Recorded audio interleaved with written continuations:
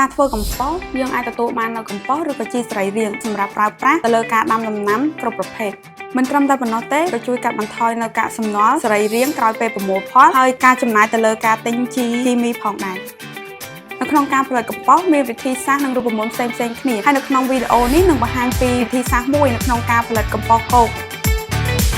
នៅក្នុងការផលិតកំប៉ុស្តគោកយើងអាចមានវត្ថុធាតុដើមជាច្រើនដូចជាកាកសំណល់រុក្ខជាតិស្រស់ដែលអាចមានជាស្មៅសំណល់រុក្ខជាតិកាកសំណល់ផ្ទះបាយសំណល់ក្រៀមដូចជាស្លឹកឈើក្រៀមកាកអំពៅនិងចំបើងចំពោះលាមកសត្វដូចជាលាមកគោមាន់ទាទឹកស្អាត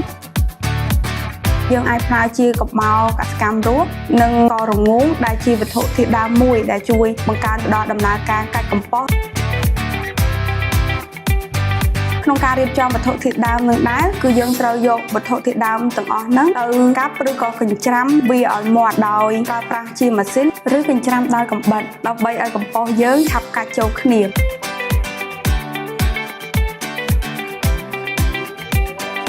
ចំពោះការធ្វើកំប៉ុស្តគោកនេះដែរយើងមានវត្ថុធាតុដើម4សំខាន់គឺលាមកគោស្កររងូកាកសំណល់ក្រៀមនិងក្រដាសក្នុងការធ្វើនេះដែរមុនដំបូងគឺយើងត្រូវយកលាមកគោក្រាននៅស្រទាប់ដំបូងគេផ្អស់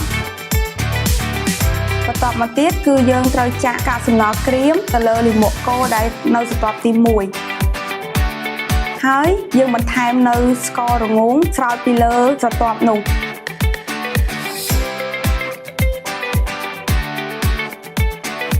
បន្ទាប់មកទៀតគឺយើងចាក់លាមកគោនឹងនៅលើស្រទាប់ទាំងពីរហ្នឹងហើយបន្ថែមទឹកស្កររងូស្រោចពីលើកាកសំណល់ទាំងអស់ហ្នឹង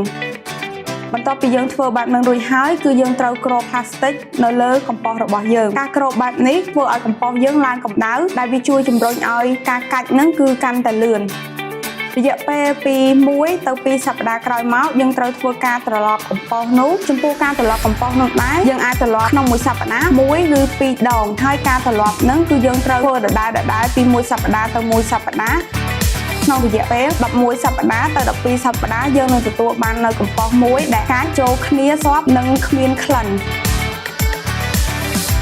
នៅក្នុងការរក្សាទុកកំប៉ុស្តនឹងដែរយើងគួរតែទុកនៅកន្លែងដែលស្ងួតម្លប់ដែលយើងអាចរក្សាទុកបានរហូតដល់រយៈពេល6ខែ